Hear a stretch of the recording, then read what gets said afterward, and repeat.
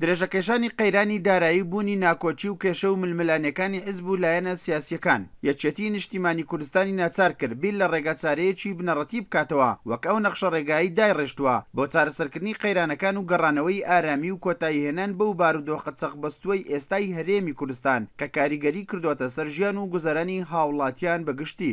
دیارە یەکێک لە هۆکارە ڕاستەقینەکانی قەیرانی سیاسی لە کوردستان لایەنە ئابوووریەکەیەتی کە کۆمەڵانی خەڵکی کوردستانی هەراسان کردووە، نەک هەر خێزانەکان بەڵکو یەکەیەکەی تاکانی کۆمەلگای تەنگە تاو کردووە.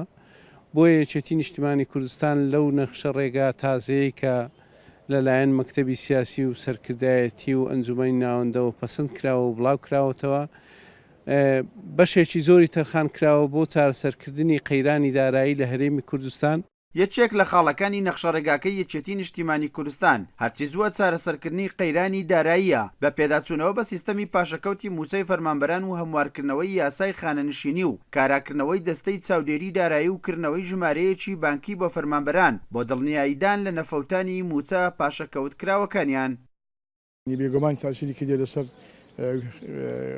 معیشەتی گوزەرانی ئەو خەڵکەیە حتا بوویتە سەبەبی ئەوەی کە چەندین عائیلە چەندین ماڵ بەڕاستی تێک بچن و کێشان لە بینی پێیا بێت بە ئومێدەی کە ئینشاءڵڵا ئەو نەخشە ڕێگایە چاکتر بکرێت و هەموو کەسێک ئیسفادی لێ بکە ئینشاءڵڵا. بە دەرەزەیەک ئەوەی کە زەرمەندە لە قەیرانی دارایی چینی گەنجانە بەڕاستی تایبەت ئەوانەی کە تا ئێستا ژیانی هاوسەریان دروست نەکردەوە کە ئەمەش کێشە و معاناتێکی زۆری بۆ تەواوی گەنجان دروست کردووە.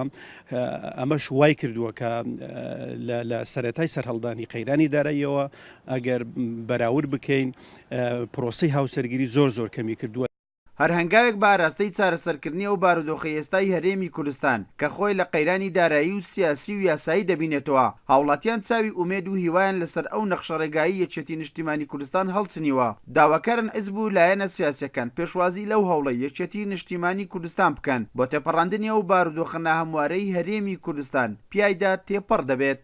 ئەگەر سیستەمی بایۆمەتری قوبات تاڵەبانی یەکێک بێت لە هەنگاوەکانی حکوومەتی هەرێمی کوردستان بۆ چاکسازی، لە ئێستاشدا نەخشە ڕێگاکەی یەکێتی نیشتیمانی کوردستان هەنگاوێکی گرینگە بۆ لایەنی سیاسی و ئابووری هەرێمی کوردستان.